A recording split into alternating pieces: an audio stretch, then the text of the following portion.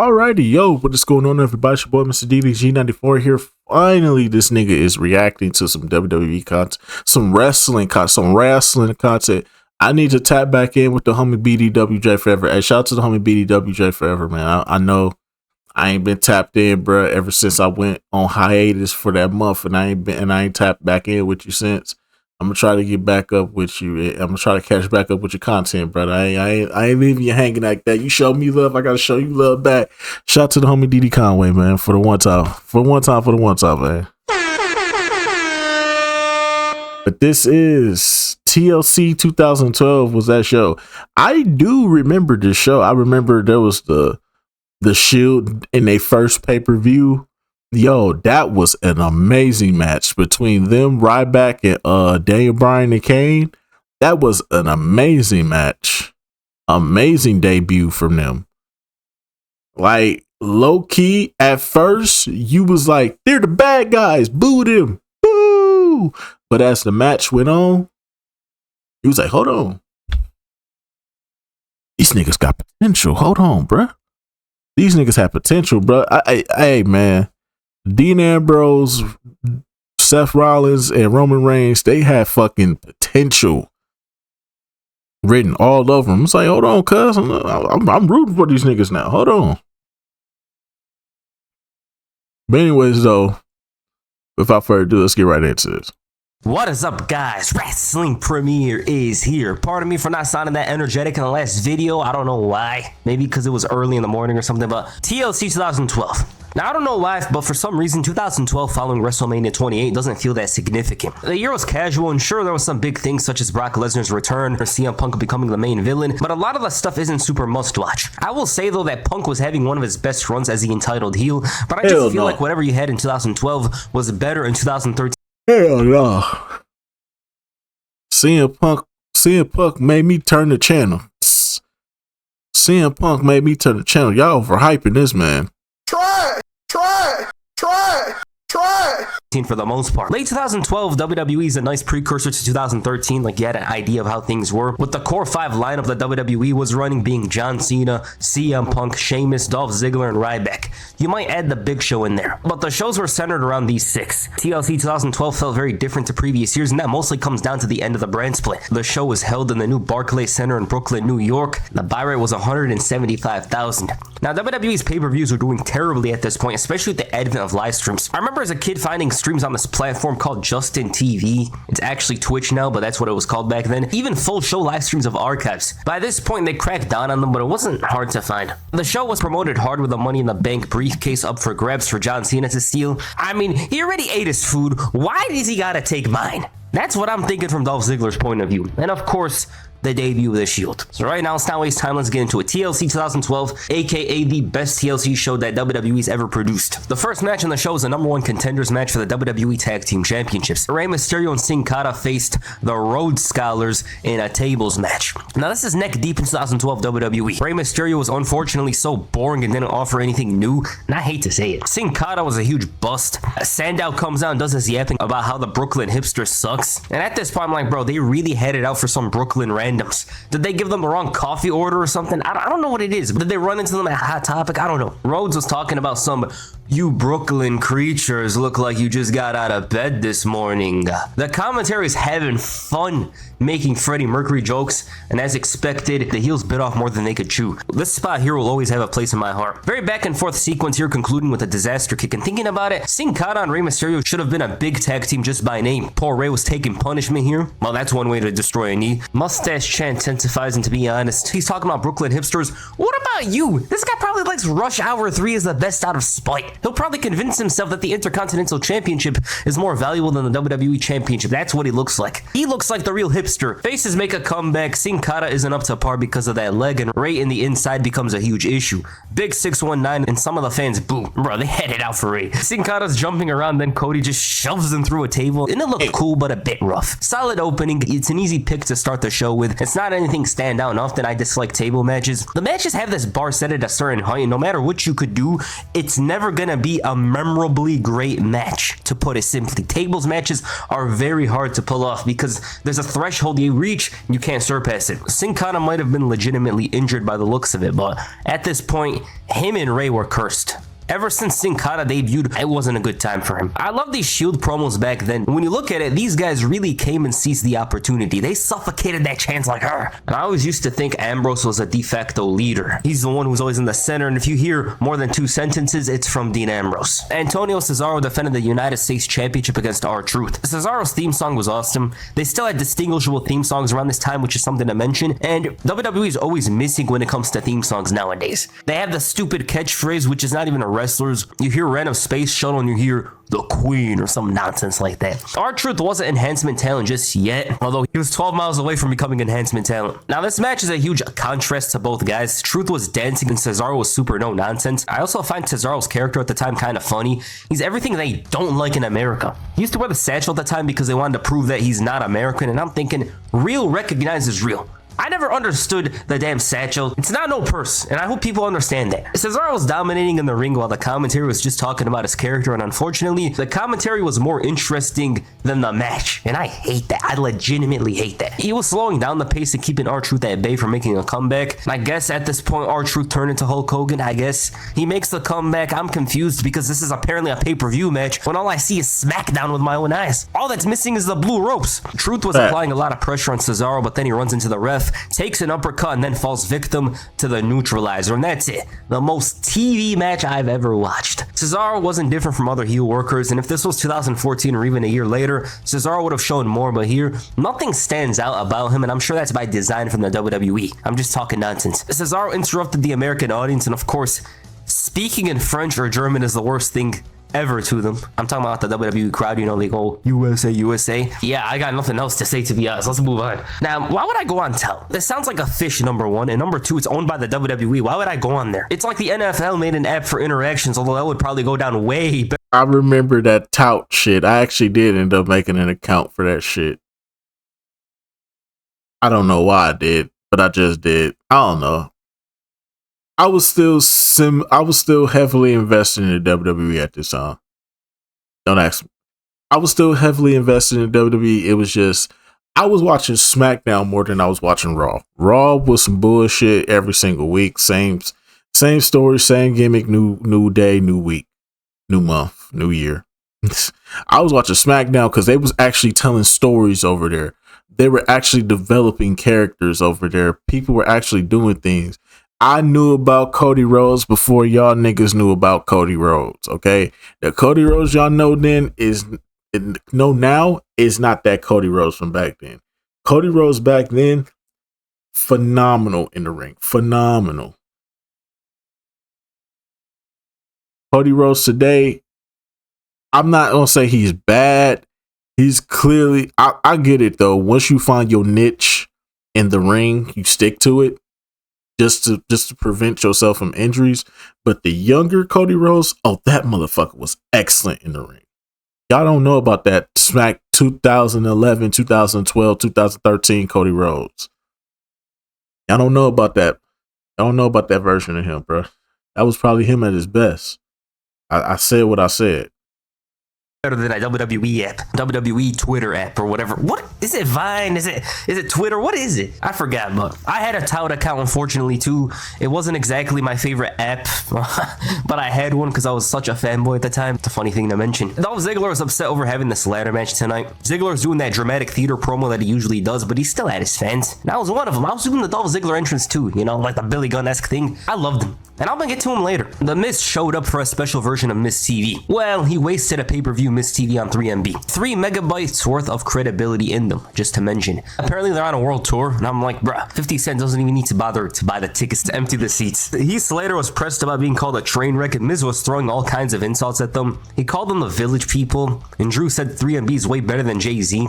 The Brooklyn crowd got offended, and I'm like, bro, who gives a damn? Now's better. Miz is making level 2 jokes here, and I'm like, bro, it's not that hard to be Jimmy Fallon if you could throw these kinds of jokes around. 3MB are such clowns, they had beef with the Spanish announce team, and the best part was when Heath Slater shouted that they speak American in this country. Ricardo Rodriguez showed up because they're fellow countrymen. Then Alberto Del Rio randomly turned face and dropped all of them one by one, and the numbers got to him. The Miz was shoved and he decided to do something about it. They cleared house. 3MB challenged him to a match, and I'm like, this has to be the most they was doing Raw. They was having a Raw segment on a pay-per-view. Get the fuck out of here. Vince was on some bullshit around this time, bro. Hey, dog. I hate to be the one to break it to you. Very bad news. Get this shit the fuck out of here and get you the fuck out of here.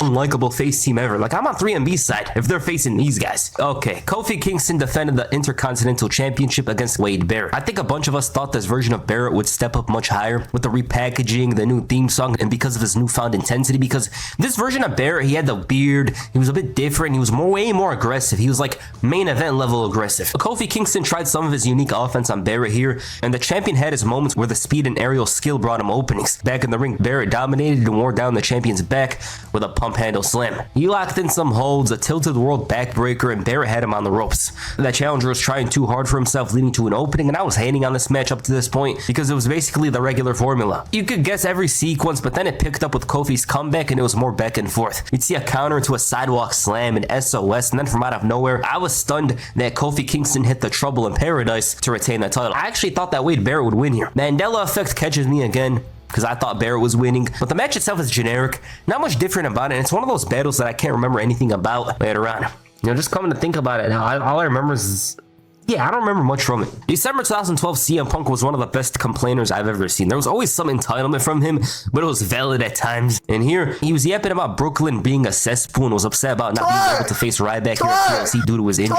Okay, Team Hell No and Ryback faced the Shield in a TLC match. This match right here was a motherfucking banger, bruh. They put their foot in this shit. Bruh, they put the Shield over so fucking perfectly, bruh. I ain't gonna lie, Vince cooked with this one. I got it. Vince cooked with this one. Congratulations! Oh my God. He put the Shield over so fucking beautifully, bruh.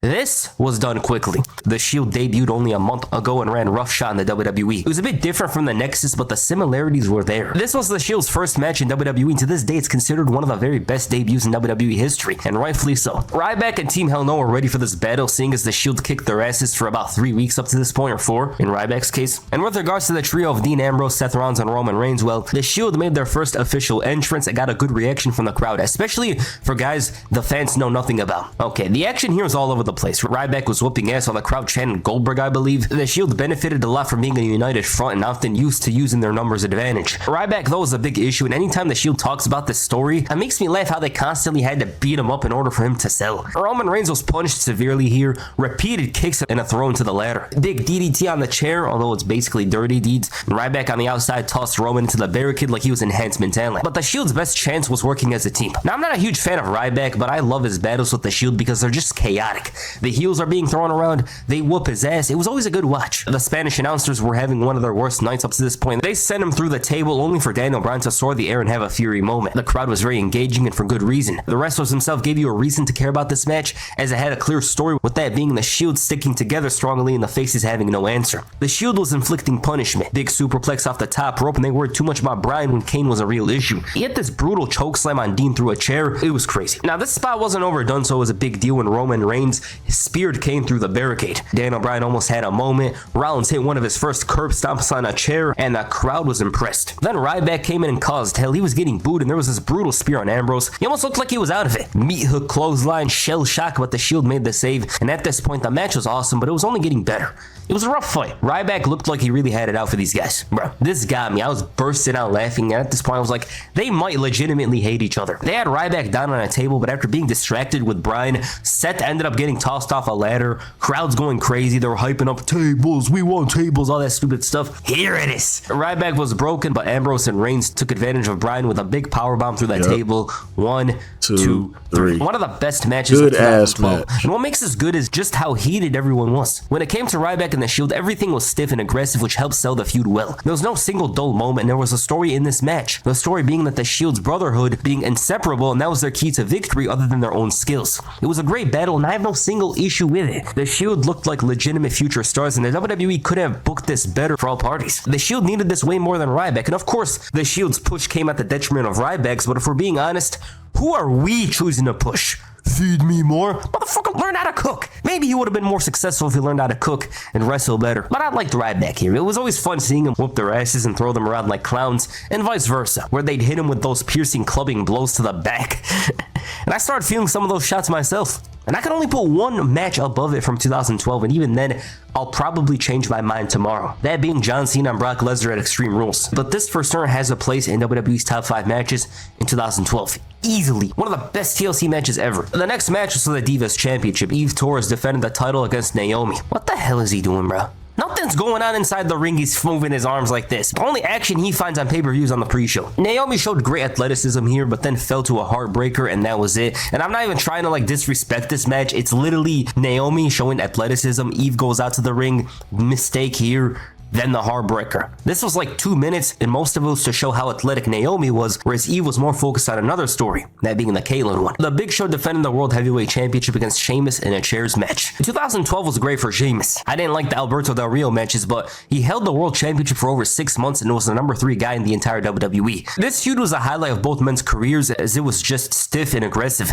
and that's one thing I love to see. I hope Bret Hart doesn't hear me. Big Show was essentially cursed at TLC. He doesn't have a good track record. This was already a fight with Sheamus going at it. The challenger's big mistake was trying to bring the fight to the Big Show, because while it worked initially, the method was patched. The crowd for some reason weren't that loud here. Big Show was terrified of the chair because of past incidents. Big body slam here for a near fall, and Sheamus was whooping him. He was giving him a beating, and it led to a huge spear. Big Show broke down Sheamus and slowed down the pace before hammering him with a chair. Big Show was too slow for his own good though, and this led to a slugfest. Sheamus seems to win this battle only to walk into the chokeslam, but he kicked out, so Big Show hit a splash. Sheamus still kicked out. And at this point, I wasn't really into this. I'm not gonna lie to you guys. I wasn't into it. And I'm gonna explain why in a moment. Same for the crowd. But then Sheamus hit the white noise and they woke up. He hit it through a chair. He had Big Show on his back and dropped him. Boom. Sheamus wanted to hit the bro kick, but walked into a KO punch. And at this point, the champion took too long, so Sheamus kicked out. It shocked the crowd a bit. So Big Show decided to bring out this huge chair, almost as big as him, and drop Sheamus with it to retain the title. The match had some good elements in it, but at times it was plodding and slow. It's not Hell in a Cell 2012, but there's some moments to enjoy, and that chair actually looked tough on Sheamus when Big Show dropped him with it. That's some stiff action here, but Hell in a Cell 2012 was a massive cloud above them, and that's what I was constantly thinking about while watching this match. What the hell, Raw's on? I thought that was still a pay-per-view. Why is 3MB in a 6-man tag? Okay, 3MB faced Alberto Del Rio, The Miz, and the Brooklyn Brawler. This was a silly 6-man tag. The Brawler was taking on 3MB 1-on-3 at one point. There was a great moment here where Del Rio went through the ropes after ducking Drew's clothesline, and Miz hits the skull-crushing finale and lets the Brawler wrap it up with the Boston Crab. Now, you had to be worse than Enhancement Talent to lose to 2012 Brooklyn Brawler, or even 1995 Brooklyn Brawler for that matter. The Crab looked horrible too, and I don't really got much to say about this. It was just a quick thing. It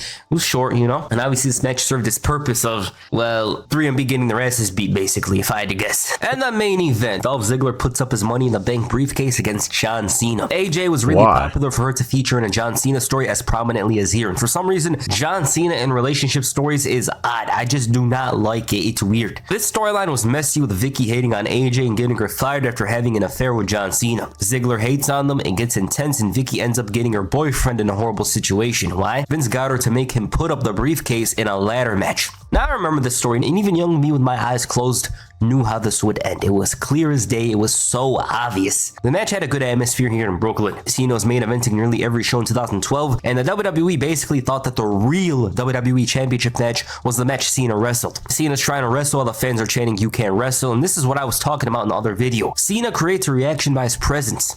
A lot of people don't like him, but still. There was a point where he suffered a cut above his right eye, and the crowd was loud as hell here. They reacted to everything that Cena threw. There was no real advantage with either guy, and it was just back and forth. They engaged in a slugfest. Ziggler managed to lock in the sleeper, and it did a number on him, but he fell through the table along with Ziggler. There was this awesome sequence here. Cena almost AA'd Ziggler in the ladder, and this led to his intense comeback. This is the sequence I was talking about. Cena's going with the rights, off the shoulder tackle, boom. He's ready for the 5-knuckle shuffle when Ziggler has him scouted and hits the famouser as the crowd went insane. And at this point, the fans were divided. Let's go, Cena. Cena sucks. You guys know. He knocked out Ziggler with the STF, and nothing was done on Cena's end here. And the crowd once again erupted, but this time Ziggler hit the zigzag. Cena at this point just couldn't hit the AA. It wasn't working. And there was a big battle on top of the ladder. Cena wins this battle only to go back to square one. I think AJ came out. Where this guy pulled out AJ came out and fucked over Cena. Ziggler through a table. Dolph Ziggler was wrestling out of desperation. He needed to keep this contract for his life, and he was earning respect from the commentary. Cena and Ziggler were doing great here. The chemistry was incredible. Then Vicky came out. AJ followed up and hit the John Cena sequence. Ziggler was cooked, and it seemed like the big bad bully is taking the briefcase. But then AJ pushed over the ladder. Ziggler catches Cena with a great super kick off the rebound. It was a great one. The crowd was the loudest they were the entire show. Ziggler's absolutely stunned. He's thinking, this woman is crazy, but I'm gonna take it. And you can't deal with crazy, but it didn't matter. The crowd then realized Ziggler was climbing up the rungs, and he was absolutely worried because Super Cena's a real threat. He hears some silent horns from his theme song in his head and he recharges. That's what it is with John Cena. But Ziggler grabs the briefcase, and that's the match. This was great. John Cena and Dolph Ziggler bounce off each other so well that I question why they never had more matches afterward. They both matched perfectly, especially with Ziggler as the villain. He sells well. Cena turns into this aggressive demon after getting pissed on for portions of the match. It's awesome. And then you add the crowd reaction. It's a great watch. Ziggler really looked like he was ascending to the greatest level. And this is me talking now. You know, I'm gonna say straight up off script stuff. Dolph Ziggler really is a guy who should have been much bigger. And I'm not saying that as some like hindsight guy. I remember Dolph Ziggler in 2012. I watched this match. The crowd actually gave a damn about this guy. He was very talented in ring, could sell, he had charisma. And anytime people talk about him in a certain way nowadays, I just don't appreciate it because it kind of feels like they forget about what this guy was. I know how people talk about him in the past or whatnot, but you have to watch his matches from the time period to understand the talent or re-understand the talent. Dolph Ziggler was that damn good. Am I saying he was going to be number one? No, I'm not saying that at all, but I just believe that Ziggler wasn't given the best opportunity after winning the world title because, you know, Jack Swagger punted him in the face and all that. I just hate to see when people treat him like some random scrub who never was or is overrated or all that. He never got the chance to be called overrated. But yeah, this is a great performance from him. John Cena as well. I enjoyed it. That was a great match, and it would be match of the night in most of the shows throughout the year, but the Shield match was another thing. AJ turning heel was bound to happen. She kind of turned less crazy, if I remember correctly. She was still a bit demonic, but not as much as she was previously. But yeah, Dolph Ziggler had his greatest win here on this night. I thought it was a great match. I enjoyed it. All right, that's TLC 2012. What a show. This show passed by so fast. I really enjoyed it, and I recommend you guys watch it because it's a fun one. What makes it fun is the very calm vibe. It feels like the guys in the arena assumed that people thought this was going to be a calm show and they just decided to go all out. The best WWE pay-per-view of 2012 passes by so quick. Very enjoyable, especially that Shield match. I don't really have an issue with this show. Like, yeah, there's going to be like that 3MB match or the Cesaro and R-Truth match, but the opener, the Team Hell No and Ryback Shield match, and the main event make up for in a big way to make this a very, very good pay-per-view and the best of 2012. So there's that. All right, what you guys think of TLC 2012? Please comment down below. And that's the first video. Make sure you hit the bro click on the like button and perhaps a zigzag on the subscribe button. Peace. I'm out. Alrighty, man. That's just gonna about do it for this one, most definitely, man. Like I said, I vividly remember this shit. Only match I remember from this was the Shield, man, because that shit is unforgettable. Because that was a great way to bring them in, had them get their first win against some good stars, and shit, they just took off to the moon after that, for real. But anyways, so that's just gonna about do it for this one, man. I will see you all in the next video. Till then, deuces.